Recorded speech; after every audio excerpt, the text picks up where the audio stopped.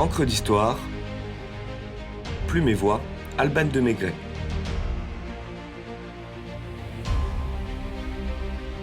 Madeleine Brès, première femme médecin française.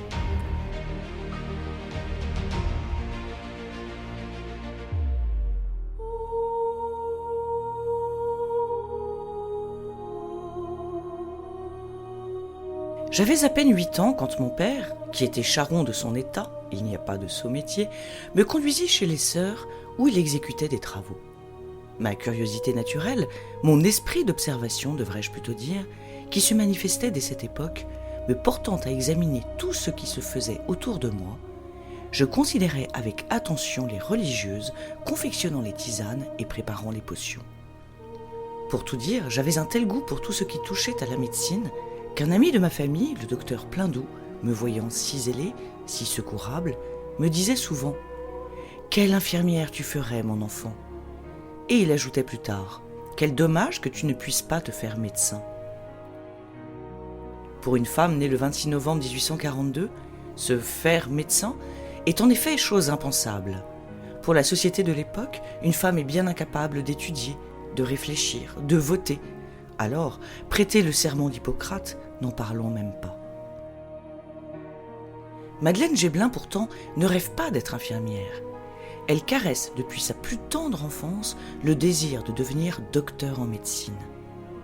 Mariée à 15 ans à Adrien Stéphane Brès, conducteur d'omnibus de son état, et mère de 3 enfants avant 20 ans, Madeleine semble mal engagée pour réaliser la vocation qu'elle sent depuis toujours au plus profond de son être, alors même qu'elle est femme.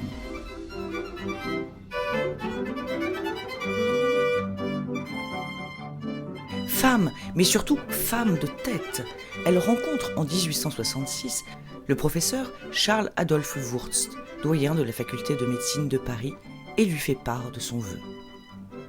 Loin de se moquer d'une entreprise aussi déterminée qu'hasardeuse, Wurtz accepte l'inscription d'une élève du sexe faible au cours de médecine sous réserve qu'elle obtienne les baccalauréats de sciences et de lettres.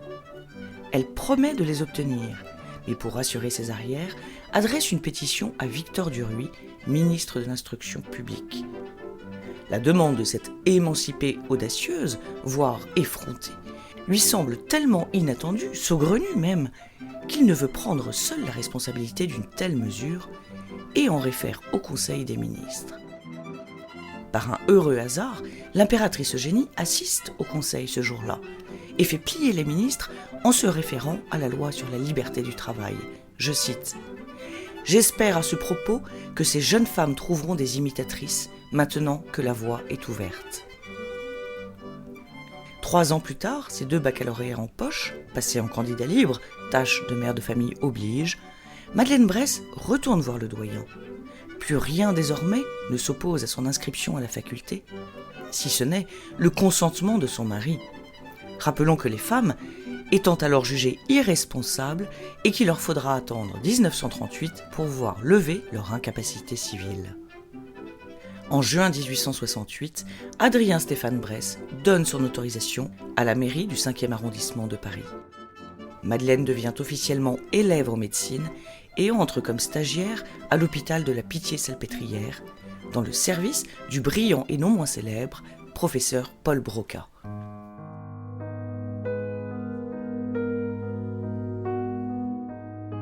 Cette même année, le docteur Joseph-Henri Montagnier écrit dans la Gazette des hôpitaux quelques lignes qui en disent long sur le sentiment du corps médical à l'égard d'ambitieuses comme Madeleine.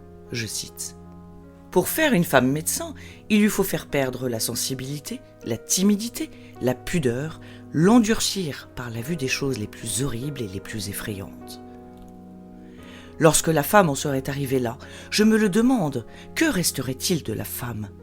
Un être qui ne serait plus ni une jeune fille, ni une femme, ni une épouse, ni une mère. » Loin d'être déshumanisée, Madeleine Brès brille par son exemplarité, surtout pendant la guerre de 1870, comme le souligne le docteur Wurtz, qui ne tarit pas d'éloges. Je cite « Madame Brès, sur ma proposition, fut désignée comme interne provisoire. En cette qualité, pendant les 2 sièges de Paris et jusqu'au mois de juillet 1871, elle a fait son service avec une exactitude que n'a pas interrompu le bombardement de l'hôpital. Son service a toujours été très bien fait et sa tenue irréprochable. Madame Bress s'est toujours fait remarquer par son zèle, son dévouement et son excellente tenue. Elle nous a particulièrement secondés pendant la dernière insurrection. Cette expérience hospitalière éveille en elle la motivation de présenter l'externat puis l'internat. Cela lui est refusé, interdit pour une femme, trop innovant.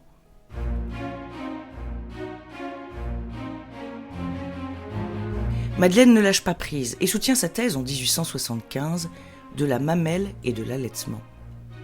Reçue avec mention EB, extrêmement bien, elle devient la première femme française docteur en médecine 5 ans après l'obtention du diplôme par une jeune Anglaise. Son combat, teinté de persévérance et de ténacité, aboutit sur 2 arrêtés préfectoraux qui autorisent les femmes à suivre l'externat, puis l'internat. La désormais docteur Bress voue sa carrière aux femmes, sachant combien ne se font pas soigner par honte de se faire examiner par des hommes. Directrice d'un journal intitulé « Hygiène de la femme et de l'enfant », elle donne des cours aux jeunes mères et après une mission en Suisse, initie la première crèche parisienne aux Batignolles, inaugurée par le docteur Théophile Roussel en 1893. Si je mets du cœur à ma besogne, cela tient, croyez-le bien, à ce que tout en devenant médecin, je suis restée femme, ou plutôt mère de famille. J'estime en effet que la femme, quelque situation qu'elle occupe, ne doit jamais perdre les attributs de son sexe, dit-elle. Une sentence qui remet à sa place le docteur Montagnier et ses préjugés.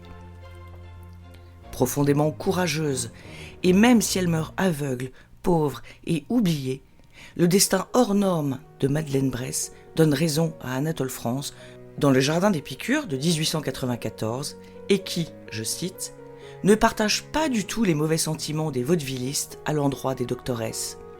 Si une femme a la vocation de la science, de quel droit lui reprocherons-nous d'avoir suivi sa voie ?